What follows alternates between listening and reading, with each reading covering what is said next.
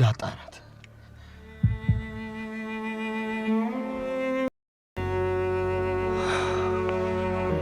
ሰላም ሰላም፣ አንቺ ሰላም። ደረጀ ዳጣን ይዛትና እስኪ ብዙዎቻችን ስንፈራውና ሰላምዬ ከባድ አደጋ እንዳይደርስባት አንደኛ የመውለጃዋ ሰዓት ደርሷል እያል ነበረ። እንግዲህ በትናንትናው ምዕራፍ ሰላምና ጋሽ ደረጀ ሁለቱ ተፋጠው ነበረ። ልጅሽ ማለት በህይወት አለች፣ ልጅሽ የምሳሽላት ሳታቅፊያት ሳታያት ገና እንደተወለደች የጠፋችብህ ልጅሽ የናፈቅሻት 9 ወር ብቻ አርግዘሽ የምታውቂያት የልጅነት ጠረኗን ያላለየሽላት ልጅሽ በህይወት አለች ተብሎ እንግዲህ ሰላም ተነግሯታል። ወዲያው ነው ሰላም ጸጥ ያለችው ማለት ነው በድንጋጤ። አቶ ደረጀም ከባድ ጭንቀት ውስጥ ገብተዋል። እንዴት ምን ሆኜ ነው በዚህ ሁኔታ ከባድ ሁኔታ ላይ ያለች ሴትዮ የመውለጃዋ ቀን ሰዓታት የቀራት ሴትዮ እንዴት እናገራለሁ ማለት እንግዲህ ጋሽ ደረጀ ከባድ ጭንቀት ውስጥ ገብተዋል። ሰላም ሰላም፣ የተከበራችሁና የተወደዳችሁ ውድ ቤተሰቦቼ በያላችሁበት የዓለም ዳርቻ ሰላማችሁ ይብዛ። ፕሊስ ለቤት አዲስ ሆናችሁ ሰፖርት አድርጉኝ። የዘወትር ድጋፋችሁ ላይ ተወዳጁ ዳጣ እጅግ የሚገርምና እጅግ የሚደንቅ ነገር በዛሬው ምዕራፍ ተከስቷል። ብዙዎቻችን እንግዲህ ሰስፔንስ አድርገነዋል። ሰስፔንስ ሆነን ነበረ። እንግዲህ ብዙዎቻችን በጉጉት ስንጠብቀው ነበረ። ሰላም ምን አይነት ነገር ይገጥማታል? ምን ትላለች? ሰውነታውን ስታውቅ ጋሼ የገመትኩት ሆነ የጠረጠርኩት ሆነ እኔም በፊት ተሰምቶኝ ነበረ አልዋጥልኝ ብሎ ነበረ። የጓደኛዬ ሲሳይ ልጅ ነች ማለትህ ራሱ አልተዋጠልኝም እያለች ውስጧን ስጠይቅ የነበረችው መልስ ያጣችላት ሰላም አሁን ግን ጋሽ ደረጀ ልጅሽ በማለት እንድትረጋጋ በማድረግ እንግዲህ ልጅሽ ማለት ዳጣ ናት ብሎ ነግሯታል። ሰላም ወዲያው ነው ራሷን የሳተችው። ጉዳይ በጣም የሚገርምና በጣም የሚያስደነግጥ ጉዳይ ነው ውዶቼ። ጋሽ ደረጀም ወዲያው እንግዲህ ሲከንፉ ወደ ሆስፒታል ወስደዋታል። ሆስፒታልም ከባድ ሁኔታ ላይ እንዳለች እና ጽንሱ በጥሩ ሁኔታ ላይ እንዳለ እሷ ግን በድንጋጤ ሰውነቷ መቋቋም እንዳቃታት እና ራሷን እንደሳተች ነው የተነገረው። ጋሽ ደረጀም እኔ ልጇን ተናግሬ ደስታዋን ሙሉ አረግላታለሁ ብዬ ሳስብ እሷን ራሱ አጥፍቻት ነበረ። አምላኪ ሆይ እንኳን ደህና ሆነች፣ ለማንኛውም በሂደት ነገሮች ይስተካከላሉ እያሉ በተስፋ እየጠበቁ ነው። እንግዲህ ብዙዎቻችን የአንድን ሰው ጥቅም የምናውቀው የአንድን ሰው ምሰሶነት፣ ብርታትነት፣ ጥንካሬነት የምናውቀው ከጎድናችን ስናጣውና ከአጠገባችን ሲለይ ላይመለስ ሲርቅብን ነውና ሰላምዬ እዚያውን ቤት ጉድ ምን ያህል ጠንክራ ምን ያህል በርትታ እንደ ምሰሶ ገትራ እንደያዘችው ነው የተረዳ ነው። ለብዙ ጊዜ የቤት አጋዦች እኛንም ጨምሮ ማለት ነው በእያንዳንዱ ቤት ያለ ነው በሀገርም ሆነ በውጭ ሀገር እንደ አጋዥነት የምንሰራ ልጆች ጥቅማችን የሚገባቸው ሲያጡን ወይ ከነሱ ስንርቅ ወይም በቃ ትተናቸው ስንሄድ ነው።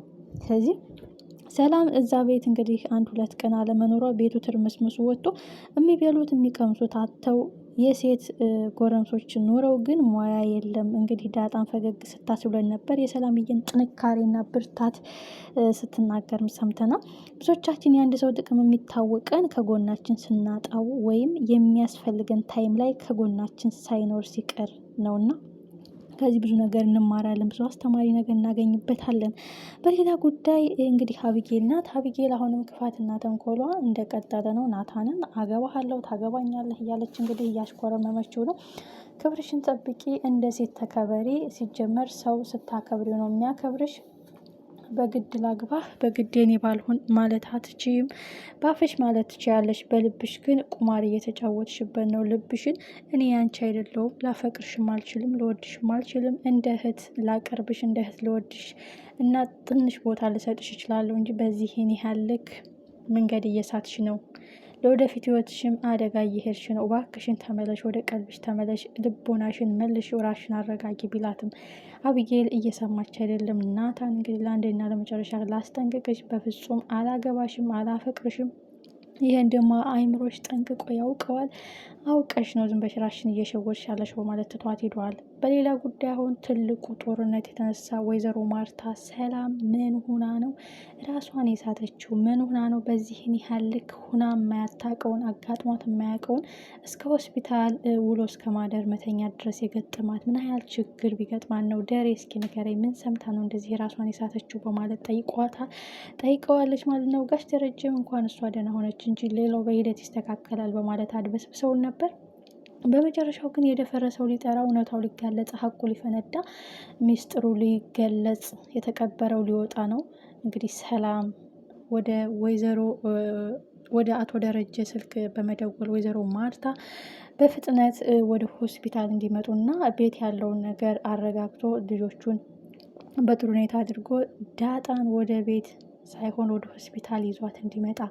ይህ ደግሞ ሰላም ዳጣን በፍጥነት እንደምትፈልጋት ነው እንግዲህ እየተናገረች ያለች ወይዘሮ ማርታ። አቶ ደረጀ የሚይዙት የሚጨብጡት ነገር አጥቷቸዋል። ምን ተፈጠረ? ምን ሆነ? ምን ነገረቻት?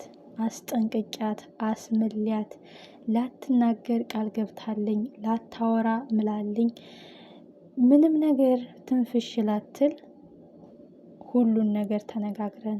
ቆይ ምን ሆና ነው? እኔስ ምን ሆኜ ነው በዛን ያህል ልክ አጉል ሁኔታ ላይ ያለችን ነፍሰ ጡር ሴት ትልቅ ሚስጥር፣ ትልቅ ዱብዳ እስከ ዛሬ ልጅ እያለች እንባዋን ስታነባ እቅፏ ውስጥ ነበረች። ልጅ እያለች ስትንበረከክ ተንበርክካ ጸሎቷን ስታበዛ አጠገቧ ነበረች። እንባዋን ስታፈስ ከጎኗ ነበረች።